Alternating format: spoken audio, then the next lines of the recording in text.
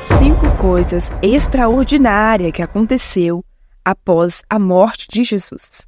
Primeiro, a terra tremeu violentamente, enquanto as rochas se partiram em resposta à morte do Filho de Deus.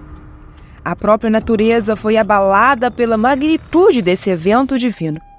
Mateus descreve como a terra estremeceu e as rochas se dividiram, evidenciando a significância desse tremor terreno diante dos acontecimentos celestiais na cruz. Número 2. Os túmulos se abriram. Mateus então narra um incidente não encontrado em nenhum outro evangelho. Os túmulos se abriram e muitos corpos dos santos, os fiéis de Deus que haviam adormecido na morte, foram ressuscitados. Após a ressurreição, eles emergiram dos túmulos, adentrando a cidade santa de Jerusalém, e se revelaram a muitos. Mateus 27, 52, 53. Os terremotos poderiam ter danificado os túmulos, esculpidos em pedra. No entanto, a ressurreição dos corpos só poderia ser atribuída à intervenção direta de Deus.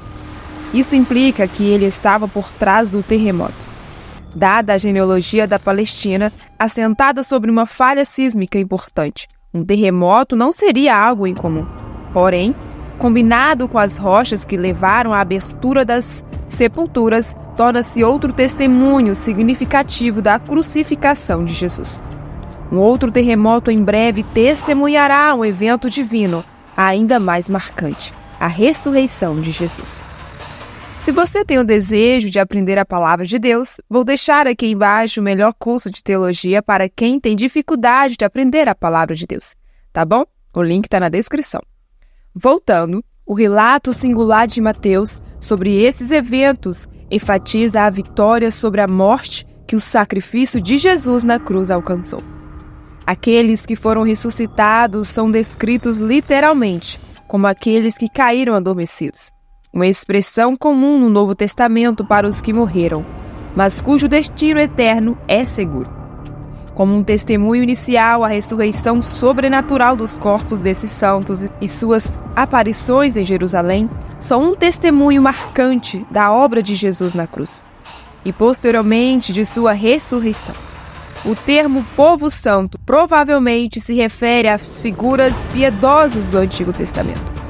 Os bravos e corajosos da história de Israel foram escolhidos para testemunhar de forma milagrosa esses acontecimentos. Sua manifestação diante do povo em Jerusalém é uma evidência da eficácia da obra de Jesus na cruz. Antecipando o ensinamento de Paulo sobre Jesus ser o primeiro a ressuscitar dentre os mortos. 1 Coríntios 15, 20 e 23. Agora sabemos que Cristo verdadeiramente ressuscitou dos mortos e se tornou as primícias, o primeiro a ressuscitar como um corpo imortal e incorruptível, prenunciando a ressurreição daqueles que adormeceram na morte. Pois, assim como a morte veio por meio de um homem, também a ressurreição dos mortos veio por meio de um homem. Assim como em Adão todos morrem, em Cristo todos serão vivificados, mas cada um em sua própria ordem. Cristo é as primícias, portanto, aqueles que são de Cristo na sua vinda serão ressuscitados com corpos imortais e incorruptíveis. A ressurreição desses santos é um prelúdio para a ressurreição que todos os crentes podem esperar através da morte de Jesus. Um novo dia amanheceu, um dia em que a morte foi vencida pela morte, e a ressurreição para a vida eterna tornou-se possível. No entanto, note-se que foi somente após a ressurreição de Jesus que os ocupantes deste túmulo foram ressuscitados e entraram em Jerusalém, onde se manifestaram a muitos. A Bíblia não menciona se esses santos ressuscitados experimentaram a morte novamente ou foram levados ao céu com o Senhor Jesus. A morte do Filho de Deus sacudiu a própria natureza. O pregador renomado Charles Spurgeon declarou que os corações dos homens não responderam aos gritos agoniados do Redentor moribundo, mas as rochas responderam. as rochas se partiram. Ele não morreu pelas rochas, mas estas demonstraram ser mais sensíveis do que os corações dos homens pelos quais ele derramou seu sangue. É possível que Mateus tenha pretendido que percebêssemos que o terremoto ocorreu no dia da crucificação de Jesus e, em seguida, no dia em que ele ressuscitou. O poder da nova vida era tão forte que trouxe de volta algumas das pessoas justas que haviam morrido. Este é um dos relatos mais incomuns no Evangelho de Mateus. Mateus não nos oferece muitas informações e não encontramos menção desse evento em nenhuma outra fonte. Número 3. O véu do templo foi dividido em 2. Conforme registrado em Mateus, capítulo 27, versículos 50 a 51, Jesus, em um grito alto e angustiado, entregou voluntariamente o seu espírito, submetendo-se ao plano de seu Pai. Imediatamente, o véu que separava o Santo dos Santos no templo foi rasgado de cima a baixo, enquanto a terra tremia e as rochas se partiram. Essa cortina que velava a área mais sagrada do templo representava vividamente a separação entre Deus e os homens. Atos 6:7 relata que muitos sacerdotes da igreja primitiva se tornaram obedientes à fé, talvez tendo o véu rasgado como uma revelação da magnitude da obra de Jesus. Provavelmente esse evento se tornou conhecido entre os sacerdotes. Hebreus 9, 1-9 explica que no templo havia um véu que separava o Santo dos Santos, onde residia a presença de Deus, do restante do templo onde os homens adoravam. Este véu, descrito em Êxodo, era feito de materiais luxuosos. Agora, com Cristo como nosso sumo sacerdote supremo, participamos de seu sacerdócio superior e podemos entrar no Santo dos Santos através dele. Hebreus 10, 9 e 20 nos assegura que temos plena confiança para entrar no lugar santíssimo pelo sangue de Jesus. Um novo e vivo caminho foi aberto para nós, através do véu, que é o seu corpo. Ao contemplarmos essa cena, percebemos uma imagem poderosa da carne de Jesus sendo rasgada por nós, assim como ele rasgou o véu por nós. O livro de Hebreus oferece uma explicação ricamente detalhada desse significado profundo. O véu que pendia no templo constantemente servia como um lembrete vivido de que o pecado torna os seres humanos indignos de estar na presença de Deus. A oferta pelo pecado apresentada anualmente, juntamente com os inúmeros sacrifícios diários, ilustrava claramente a realidade de que o pecado não poderia ser expiado ou erradicado por meio de simples sacrifícios de animais. No entanto, graças ao que Jesus Cristo realizou na cruz, as barreiras entre Deus e as pessoas foram removidas. Agora podemos nos aproximar de Deus com confiança e ousadia. Hebreus 4, 14 e 16 nos lembra disso, ao afirmar que temos um grande sumo sacerdote, Jesus, o Filho de Deus, que passou pelos céus. Devemos, portanto, nos apegar firmemente à nossa confissão de fé, pois, ao contrário de um sumo sacerdote incapaz de se identificar com as nossas fraquezas, Jesus foi tentado de todas as maneiras, mas sem pecado.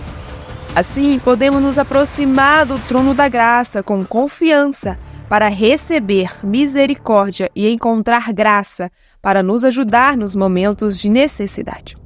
O corpo de Jesus foi dilacerado e o véu também foi rasgado. Cada evento carrega um significado profundo. Agora podemos nos aproximar de Deus com confiança.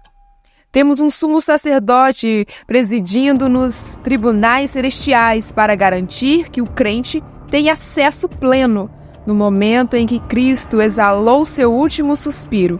A pesada cortina de tecido que dividia as duas salas principais do templo foi rasgada por uma mão invisível, de cima a baixo.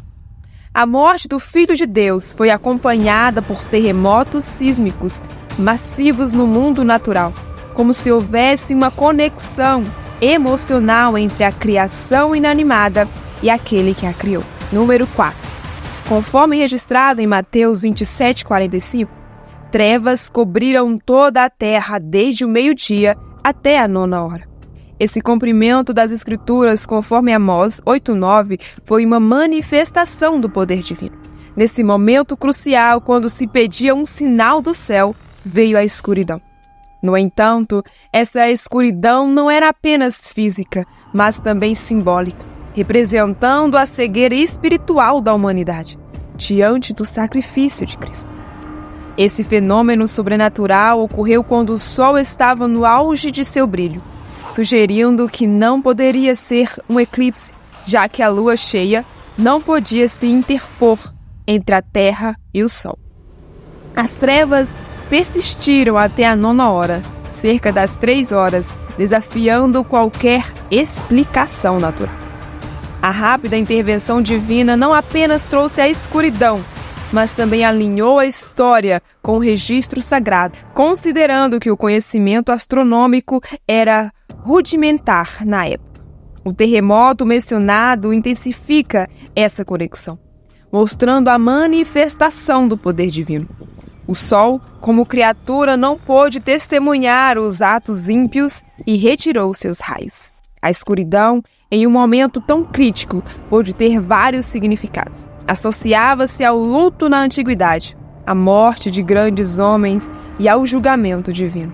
O relato em Mateus 27:52-53 descreve como os túmulos se abriram e muitos santos foram ressuscitados após a morte de Jesus, saindo dos túmulos e aparecendo a muitos em Jerusalém. Se você tem o desejo de ajudar esse canal, aqui embaixo tem alguns produtos da Amazon, ótimos preços e qualidade. No 5º evento, o soldado encarregado da execução percebeu a inocência de Jesus. O centurião e os soldados que guardavam Jesus testemunharam um terremoto e os eventos que se desenrolavam, ficando terrivelmente assustados e cheios de temor.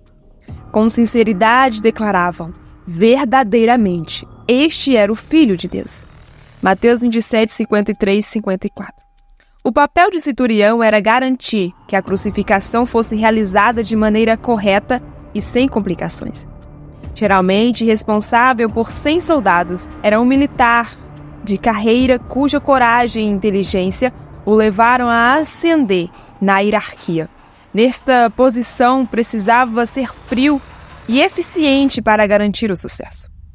Apesar de seguir as ordens de seus superiores, a cena da crucificação de Jesus foi tão impressionante que até mesmo um centurião romano, endurecido pela vida militar, reconheceu a divindade de Jesus. Essa realização implicava a inocência de Jesus do crime pelo qual estava sendo crucificado. O centurião deve ter experimentado uma mistura de emoções. Ele acabara de perceber que supervisionara a crucificação de um homem inocente. Essas não eram as palavras de um recruta assustado ou de alguém facilmente manipulado. Eram as conclusões de um veterano experiente, alguém que testemunhara inúmeras mortes horríveis e fora responsável por conduzi-las. Esse centurião estava plenamente ciente da forte condenação dos líderes religiosos que haviam levado Jesus à cruz por blasfêmia. Seu comandante, Pôncio Pilatos, também sustentou essa condenação. Mas o centurião rejeitou essa sentença e afirmou a verdade proferida por Jesus. Os argumentos em favor de Jesus eram esmagadores. Embora ele tivesse supervisionado muitas crucificações, essa foi diferente. Ele testemunhou uma série de eventos durante o julgamento e crucificação de Jesus, combinando-se para formar uma declaração poderosa. Talvez a resposta de Jesus à injustiça que suportou nas mãos de seus próprios compatriotas, sua serenidade diante da tortura infligida pelo centurião e seus homens, tenha sido marcante. Poderíamos imaginar a dignidade com que Jesus enfrentou o massacre, como uma ovelha silenciosa diante do tosqueador. Embora as Escrituras não registrem uma resposta de Jesus aos gritos da multidão. Marcos 11:15, os principais sacerdotes instigaram as multidões a pedir a libertação de Barrabás. Em vez disso, Pilatos perguntou: "O que farei então com aquele que vocês chamam de rei dos judeus?" A multidão gritou em resposta: "Crucifica-o!" Mas Pilatos questionou: "Por quê?" Apesar de Pilatos questionar qual mal Jesus havia cometido, a multidão gritou ainda mais alto: "Crucifique-o!" Assim, Pilatos, desejando aplacar a multidão, libertou Barrabás e entregou Jesus para ser chicoteado pelos soldados e crucificado. Sua preocupação era com o acontecimento da multidão, não com a justiça. A misericórdia de Jesus se estendia até mesmo aos que o rejeitaram e aos soldados que o crucificaram, incluindo o centurião. Sua resposta foi: "Pai, perdoa-lhes, pois não sabem o que estão fazendo." Enquanto os soldados dividiam as vestes de Jesus entre si, o povo observava.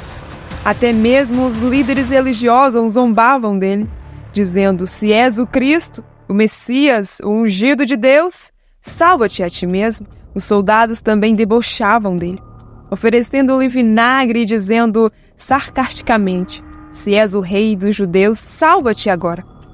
Acima de sua cabeça, uma inscrição proclamava: "Este é o rei dos judeus." Um dos criminosos crucificados insultou Jesus, desafiando-o a salvar a si mesmo e a eles. Enquanto isso, eles lançavam sorte pelas suas vestes. A principal preocupação de Jesus era com o perdão, não com a sua própria fuga. Que declaração poderosa! Conforme registrado em Mateus capítulo 27, 35 e 36, enquanto o crucificavam, os soldados dividiam suas vestes entre si, lançando sortes. Depois sentaram-se ali, vigiando-o para impedir qualquer tentativa de resgate. Se esses eventos não bastassem para convencer alguém, havia mais: a resposta da própria criação. O centurião ficou chocado ao testemunhar um evento tão dramático durante as últimas horas de Cristo. Algo que nunca antes havia presenciando e que teve um impacto quase inimaginável sobre ele. Ele viu, ouviu e sentiu todos os eventos da crucificação e morte de Jesus. Como resultado, ele e seus soldados ficaram profundamente assustados. Embora o centurião e a sua tropa estivessem acostumados a lidar com o medo, agora estavam experimentando um terror puro. O poder desta cruz e o amor demonstrado ali, que toca os corações. Mesmo o coração endurecido e fadigado da batalha de um soldado de carreira. Da morte à vida. Como diz o velho ditado, o terreno está sempre nivelado aos pés da cruz. Isso era verdade no primeiro século e ainda é hoje.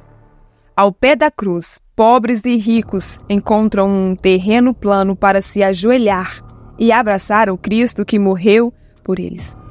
Verdadeiramente, este é o Filho de Deus, conforme ouvimos e acreditamos. No entanto, nossa jornada não deve terminar aí. Devemos ter paixão por conhecê-lo mais profundamente. Que esse mesmo desejo arda em nossos corações para que possamos conhecer honestamente aquele que nos amou e se entregou por nós. Não podemos deixar de nos perguntar como o encontro com Jesus afetou a vida dos soldados. Será que eles se tornaram cristãos? O comentário do púlpito relata a tradição de que o nome do centurião era Longinus e que ele se tornou um seguidor devoto de Jesus. Pregou o evangelho e morreu como mártir. No entanto, isso é apenas uma tradição. Não sabemos ao certo se aconteceu. No entanto, sabemos que a verdade tem uma maneira de tocar o coração de uma pessoa. A cruz de Jesus tem o poder de transformar o indivíduo. O centurião começou como um oficial romano supervisionando uma crucificação, mas terminou o dia reconhecendo que Jesus era o Filho de Deus. Jesus já deu o primeiro passo para a salvação. Cristo sacrificou-se por você. Agora é sua vez. Ele deu sua vida para que pudéssemos recuperar a nossa. Ele morreu como nós, para que pudéssemos viver como Ele. Ao satisfazer não apenas seu Pai, mas também conquistando-nos como prêmio, como substituto da humanidade, Jesus suportou a separação da comunhão com o Pai. Embora terrível, isso cumpriu o bom e amoroso plano de redenção de Deus. Alguns podem considerar isso como um mito ou, na melhor das hipóteses, uma narrativa teológica, mas todos esses são eventos únicos que testemunham os atos singulares de Deus na história humana. São testemunhos sobrenaturais, extraordinários, que confirmam a verdade do Evangelho e a realidade transformadora do amor de Cristo. Se esse conteúdo foi valioso para você, peço que me apoie com sua inscrição para não perder nenhum dos nossos próximos vídeos. Juntos podemos iluminar mais mentes e expandir nossa compreensão. Agradeço por estar aqui e que Deus abençoe grandemente a tua vida. Em nome de Jesus.